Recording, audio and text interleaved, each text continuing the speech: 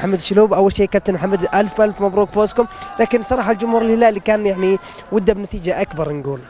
اول شيء بسم الله الرحمن الرحيم، الحمد لله وشكر الله. طبعا بصراحه اتكلم بصراحه، كنا في اسوء حالاتنا، لكن الحمد لله ما دام اننا في اسوء حالاتنا حصلنا على 3 نقاط مهمه، وان شاء الله يعني نعدل من وضعنا. انت عارف انه يعني اخر مباراه كانت مع الاهلي لعبنا مباراه حلوه وكنا ودنا ان نستمر، لكن الايقاف والمنتخب يعني فتره التوقف قصدي، وان شاء الله ربي يوفق ان شاء الله. هذا اليوم كيف لعب عبد العزيز الدوسري، كيف لعب محمد الشلهوب في هذه التشكيله تحديدا؟ يعني شاهد يعني محور ارتكاز واحد، الانطلاقات هي كانت عن طريق الشلهوب والدوسري. هو طبعا كان تكتيك معين من مدرب الفريق. الحمد لله يعني قدرنا او يعني ما قدرنا ان يعني شو اسمه، حاولنا ان نعطي كل ما عندنا، لكن اليوم ما كنا في وضعنا الطبيعي صراحه، كان وضعنا صعب.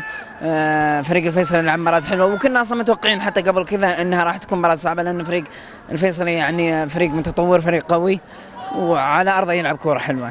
جميل. كابتن محمد، اتكلم تحديدا عن داخل ما شاهدنا داخل هذا المباراة هذا اليوم، يعني نتحدث للجمهور الهلالي ان الهلال لم يظهر بشكل متميز هذا اليوم. كابتن، بعيدا عن الهلال حاليا اتكلم معك عن مشاركتك في الحفل الخيري للاعب عوانة في الامارات. طبعا اول شيء يعني صحيح ان ما كنا في وضعنا الطبيعي، لكن نوعد الجمهور ان شاء الله المره الجايه نعطي كل ما عندنا، وان شاء الله يصير مستوى ونتيجه. عن مشاركتي طبعا اتشرف، اول شيء الله يغفر له ويرحمه ويسكن فسيح جناته ويلهم اهله وذويه الصبر والسلوان. طبعا شرف لي، واشكر الصراحه القائمين على هذا الحفل، ويعني كل الشكر والتقدير لهم على دعوتي وعلى النجوم، يعني زي ما سمعتم فيه نجوم يعني كبيره سواء من المملكه او من دول الخليج او حتى عالميا، يعني تقدمهم خليني اقول لك لاعبي المفضل مارادونا، يعني بيكون شيء حلو لي، وان شاء الله الله يغفر للمرحوم ان شاء الله. ان شاء الله راح تشارك كابتن؟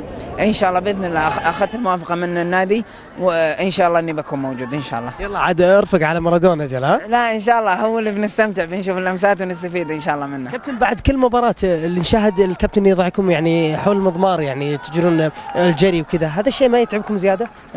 هذا يعني احنا نسميه استرجاع، يعني بعد التعب.